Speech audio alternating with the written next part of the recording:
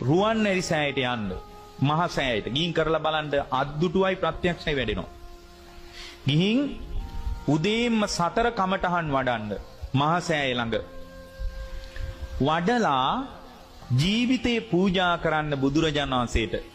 පාදම හරිය නලල තියලා බුදුරජාණන් වහන්සේට ජීවිතේ පූජා කරන්න පාන්දරම එලකිරි වලින් එලකිරි ටිකක් හොයාගෙන පිරිසුදුව ඒක හොඳට පෙරලා අරගෙන පින්වත්නි කෙලෙස් සහිත කාටවත් ඉඳුල් කරන්න දෙන්නේ නැතුව ඒ එලකිරි වලින් කිරිහාර ලොකු පාත්‍රයක් හදලා පාන්දර 5මාරත් 6ත් අතර කාලේ මහසෑයට පූජා කරන්න ජීවමාන සංඥාවෙන් ලොකු පැන් පාත්‍රයක් පූජා කරන්න කුණු පැන් පාත්‍රයකුත් පූජා කරන්න 5මාරත් 6ත් අතර.